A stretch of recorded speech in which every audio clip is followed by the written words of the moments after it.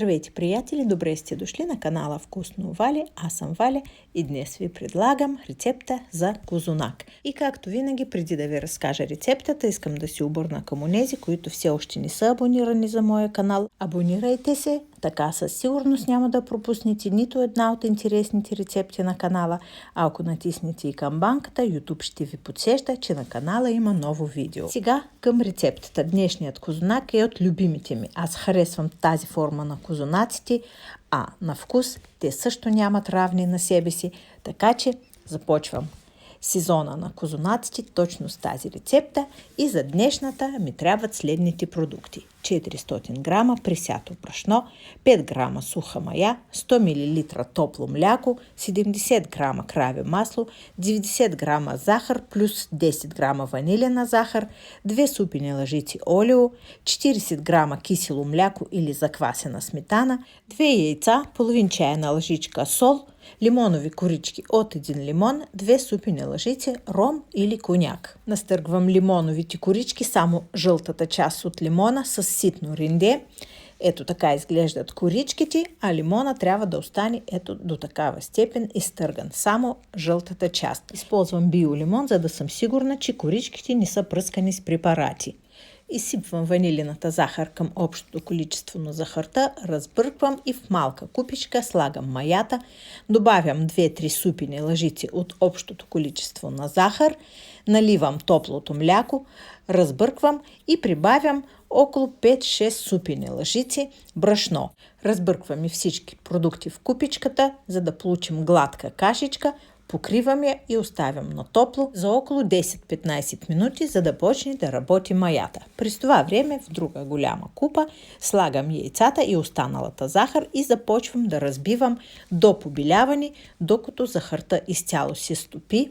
Получава си пухкава яйчена смес и сега прибавям тук солта, наливам и подготвеното олио, следва и сметаната или може да я замените с кисело мляко и също така разбърквам 1-2 пъти с миксера, добавям 2 супени лъжици ром и подготвените лимонови корички и отново разбърквам яйчената смес. И тъй като днес в месенето на тестото ще ми помага миксера, подготвила съм голямата купа на миксера, присяла съм вътре останалото брашно, правя дупка, изсипвам яйчената смес, маята също е готова, изсипвам и маята в голямата купа, 1-2 пъти разбърквам всичко с една лъжица и слагам купата вече в миксера, включвам на функция месене и оставям миксера да си свърши работа. Много успешно, същото тесто съм го месила и на ръка. Имам качени рецепти и с ръчно месене на подобен козунак, но в случая миксера ми спестява много усилия и част от времето, защото ръчното месене на това тесто ми отнема около 15-20 минути, а тук за 12 минути получавам красиво гладко тесто. Ако ви се струва, че има леки бутчици в тестото, това са лимоновите корички. Оформям тестото в купата и сега ще го оставя да отпочине за 10 минути. Покривам го, оставям така за 10 минути. След 10 минути включвам миксера отново. Трябва да дозамеся тестото, като постепенно по една чайна лъжичка прибавям към тестото кравето масло. Когато месим тестото на ръка, точно по същия начин, лека по лека прибавяме в тестото кравето масло и постоянно го месим, разтягаме, дори го блъскаме в масата, прибавяйки маслото и докато тестото поеме цялото масло и се превърне в отново красиво, гладко, готово тесто. Същото вместо мен тук извърши миксера и блъскането и разтягането и ето погледнете готовото ми тесто, в което вече има и краве масло. Сега отново го оформям. Получава се ето такава красива топка от готовото тесто. Прехвърлям го в купата. Отново покривам купата и я увивам с топла кърпа. Оставям за час, час и 20 минути тестото да втасва вече за втори път. И погледнете какво тесто съм получила. Прехвърлям го върху работния плод и трябва да го разделя на 4 равни части. разкошно, пухкаво, податливо, меко тесто. Разделям го на 4 равни части. Може да ползвате и кухненска везна за тази цел. И всяка една част от тестото отново оформям като топка и още веднъж, вече за трети път, ще оставя тези топчици да втасват. Покривам ги с прозрачно домакинско фолио и оставям така за още 10-15 минути. След 15 на минути всяка една от подготвените тестени топки разточвам. Ето по този начин дебелината на тестото е около 5-6 мм. И погледнете как ще нарежа тестото от едната страна.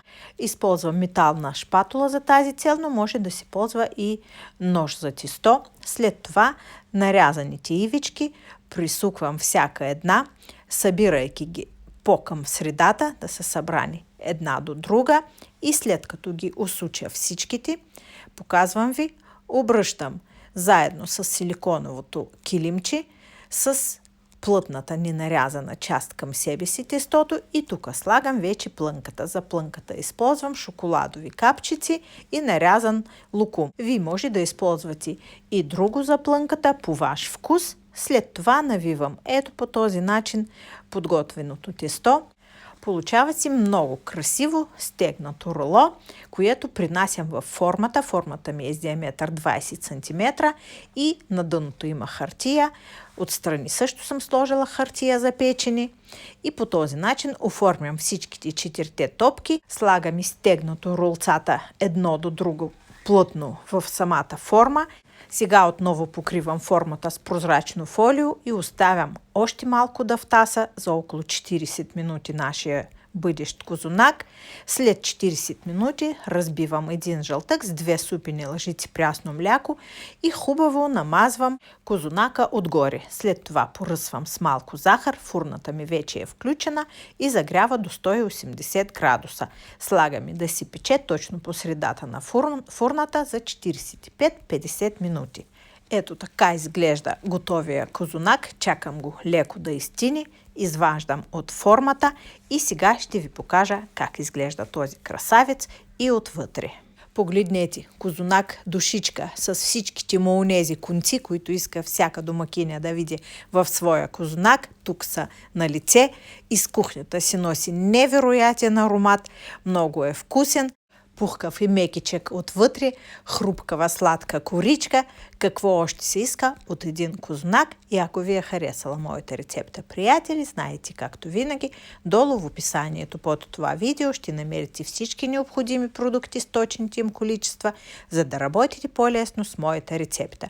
И както винаги, приятели, искам да ви благодаря, че отново бяхме заедно, че отново сте избрали да гледате моя рецепта и моя канал. До нови вкусни срещи и до нови интересни рецепти на канала Вкусно Вали.